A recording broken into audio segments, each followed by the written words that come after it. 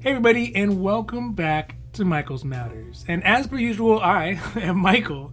And today, in our Social Security update, there are a lot of interesting updates for really being this late in August. You know, August tends to be a slow month for basically kind of all government stuff.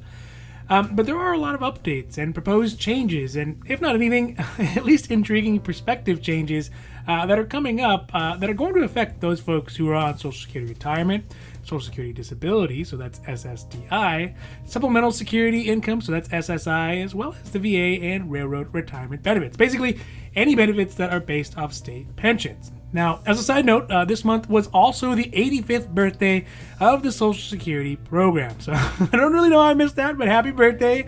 And it is really amazing that the program started back on August 14th, 1935 by FDR, so that's Franklin Delano Roosevelt, has been able to continually help seniors and retirees across this country avoid living in basically abject poverty that was super common in the early years of this country. So again, happy birthday, 85th birthday to Social Security, and hopefully many, many, many more for all of our sake, really.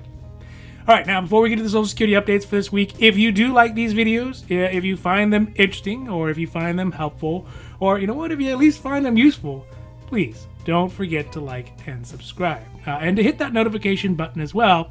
That way you can get updates when my newest and most informative videos get put up. All right, now let's get down to it. So the first thing that I want to cover today is what is turning out to be one of the most important days of the year for anybody who's on Social Security benefits. So again, SSA, SSI, SSDI, VA, and RRP benefits. That is the date of October 13th, and you want to make sure you mark that one down on your calendar. It's a Thursday.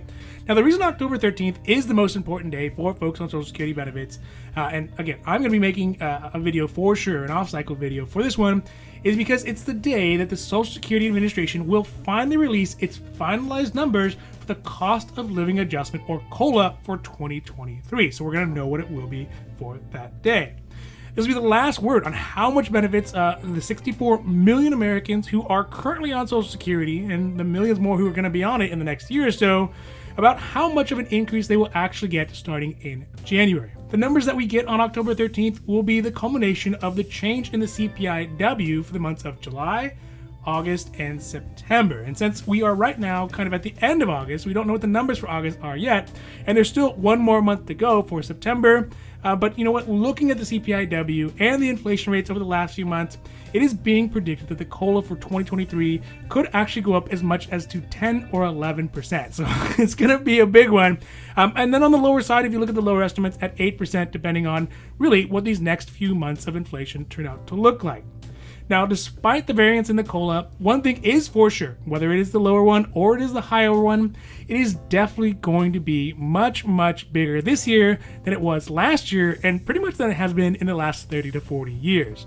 So 2022, if you do recall, Social Security beneficiaries received about 6% boost in their Social Security benefits with the COLA. But given that the fact that even right now, inflation is hovering around 8 or 9%, again, the year's not over yet, just this far, it means that even with the larger boost in the COLA for 2023, many retirees, seniors, and older Americans are going to need that bigger COLA just to keep their heads above the water in this rising inflation environment. So I'm super duper interested to see what that final number will come out to, and I'm going to put it on my calendar October 13th, and I would recommend you do it too. So next up to bat is a very bizarre suggestion by some Republican members of Congress that the Social Security program should potentially be disbanded every 5 years. Now, this is absurd, and it seems like an idea cooked up in some sort of COVID-induced fever dream. I mean, so basically, Senator Ron Johnson, a Republican out of Wisconsin, said that on a podcast they believe that the Social Security program should have to be reauthorized via a congressional vote every single year. I mean, come on, Senator Johnson, you should know better than that. In an election year, I mean, this is politicking 101. Don't try to cut out one of the most valuable, one of the most popular, and one of the most utilized social programs in the history of our union during an election year. Just, it seems like a bonehead move. But you know what? Senator Johnson's rationalization is actually not as absurd as it seems at face value. I mean, he simply just wants to be able to make adjustments to the program that would actually help it to adapt and to stay up to date with the needs of Americans in 2022 and 2023 and moving forward. which oddly enough would probably never happen. Using that same logic, he would never apply that to something like, I don't know, the Constitution, which is, 200 years older than Social Security. I digress. Actually, I think there is some merit to his ham-fisted attempt to make it possible to make adjustments to the Social Security program every couple years, but opening it up to renewal every 5 years, it's just a bad idea. I mean, it's just a bad idea. One reason is because leaving a program like the Social Security Administration and the Social Security program to the contemporary whims of whichever party happens to be in control of Congress and the White House, I mean, it could leave millions of Americans who rely on benefits for their livelihoods way worse off than they were the year before.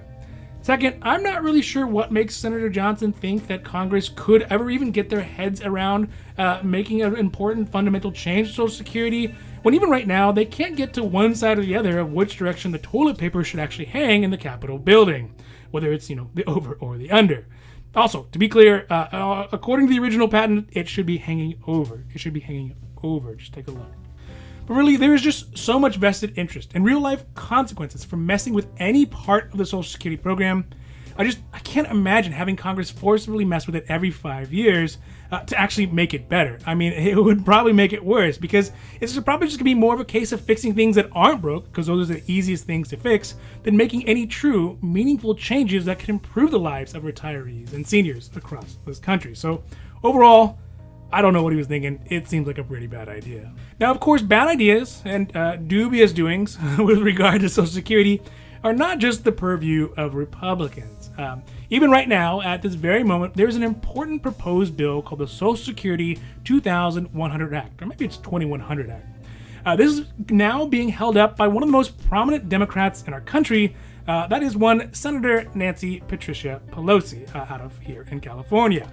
Now, in short, the Social Security 2100 Act would do a variety of things to update the New Deal age Social Security program. So it's kind of a different approach to the same problem that we just talked about.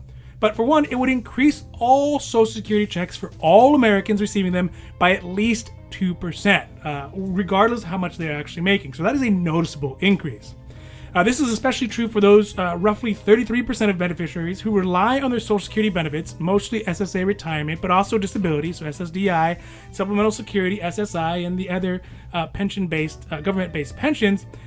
They rely on it for 90% of their monthly income. So 33% of folks rely on their Social Security benefits for 90% of their monthly income. Furthermore, I know it's little known, but Social Security is only second to the child tax credit to bring down childhood poverty in the United States. So an increase of 2% would mean the difference between seniors and grandparents, and in many cases, grandchildren being able to eat, being able to pay their rent, and to be able to make ends meet. Now, the biggest stalwart in the Pelosi camp, likely putting the brakes on the Social Security 2100 Act, is her top political brain trust, a gentleman named Wendell Primus, who is known to be a Democrat cut from the old school Democrats who prefers to try to maintain the Social Security program in its current form and basically just wait out the influx of seniors before it returns back to sustainability, rather than making changes that would take money away from other Democratic priorities. And also, it would save a bipartisan political victory for another year that is not an election year, and wouldn't put more political capital into the hands of Republicans, who will definitely use it as a bolster to their waning strength this campaign year. Now, overall, looking at what has passed, what is happening right now, and what is to come for the Social Security program, it is brutally obvious that the changes, they do need to happen. For the stability of the program, for the good of the seniors and retirees who rely on Social Security, SSDI, SSI, and railroad benefits and VA benefits, and for all those of us who will eventually have to rely on it, hopefully within the next 50 years, something has to be done. Without substantial changes, we already know that Social Security Trust has said it'll start running out of money and decrease benefits by the mid-2030s. There isn't really much more time for Congress to be able to drag their feet on these issues, whatever they decide to do. But one thing I think is important to remember is that the SSA program, it doesn't need to be totally revised every 5 years. So that is just foolish. Much of the program actually works, and it works well, and it's popular. Yes, of course, there are things that need to be changed, but technically, Congress could make those changes right now. If they could learn to agree on something, to agree on anything. I mean, why would putting a time limit on that affect their inability to play nicely together? I mean, I don't think that having to renew it every 5 years, for example, is going to change the ability of Democrats and Republicans to play nicely in the same sandbox. So the reality is, a change like putting a time limit on the Social Security program, this will probably just result in more confusion, more missed payments, and delays in benefits for those Americans who need them most. Because it's not just about the dollars and cents in the budget, but it's about our moms, it's about our dads, it's about our grandparents, and in some cases, even about grandchildren. And in that perspective, it's too risky to be left to the political gamesmanship that happens every couple years. All right, thank you so much for watching all the way to the end, all of you out there who are still watching. And you know what? If you made it this far and have not yet done it, please don't forget to like and subscribe and to hit that notification button. That way you can get updates when my newest and best and most informative videos come out. So for Michael's Matters, I'm Michael, hoping that you take care of yourself, take care of others, and have a happy, healthy day.